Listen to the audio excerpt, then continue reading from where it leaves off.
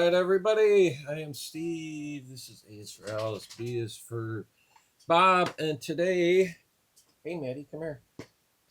Today, J is for joy because I'm hopping on the thread started up by Jakob over there in Denmark, and it's a thread that's supposed to revolve around joy. He says the world needs more joy.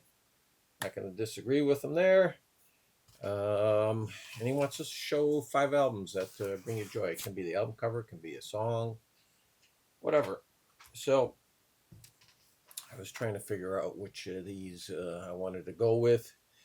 None of these are based on the album cover. This is strictly how these albums make me feel, and many of them it brings me back to a specific point in time. So I'm going to start out with from 1978, Pat Travers Band, Heaton Street. This brings me joy because it always reminds me of my little sister. She's 7 years younger than me. So, she just turned 62 this month, but she's still my little sister. If you've got a sister who's younger, you know what I'm talking about. I can still remember her coming home because I was 7 years old at the time. I can remember her coming home as a newborn, and I can remember because I have an older brother and there's myself. And so my sister, was she in an accident? We don't know for sure. But when I grew up in the city, we had a 2-flat. My grandparents lived below. And when my grandparents got the phone call from the hospital, because my grandparents were watching me, obviously, she came out screaming out onto the porch for the whole neighborhood to hear. Corrine had a girl. Corrine had a girl. So it was a big deal. I was always very protective of her, and I took her to see Pat Travers on this tour. So this album always brings a smile to my face. Next up, their music always makes me feel good. It is the quintessential feel-good music, but I've gotten to this point in my life, I hardly ever play their music anymore. They've been in my life since 1963, also when I was 7 years old. That is the Beatles. And Help is my favorite album by them. And I saw this movie in the theater. And also, this reminds me of my next door neighbor that I grew up to. And she was the first girl that I kissed. And we were playing Spin the Bottle. So let's call that the first heart I broke. Up next then, Imperial State Electric, All Through the Night, 2016. I think there's 10, 11 songs on this album. Only one ballad.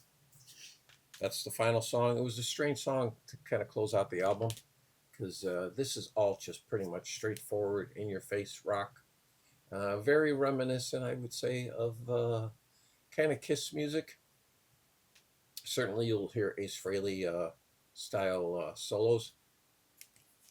And besides the music, I also chose them because if you've watched any of my videos, you've probably heard me mention that I'm Swedish. Very proud of my heritage. All 4 of my grandparents immigrated from Sweden.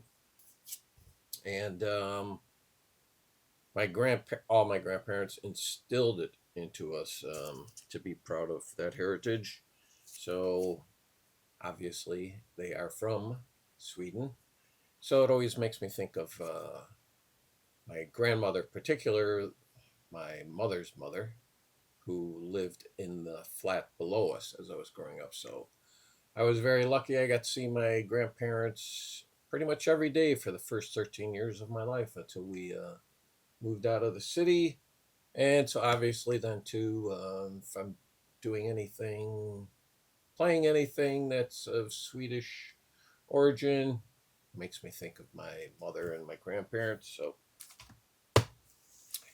then up next, we have Peter Wolf, Come As You Are, 1987.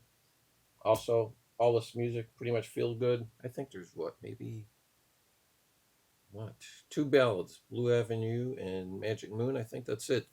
And you know him as the lead singer of Jay Giles' band. I think this is his best solo album by far.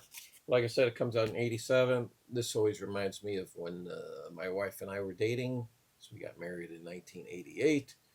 So anytime I play this, I always think of that time.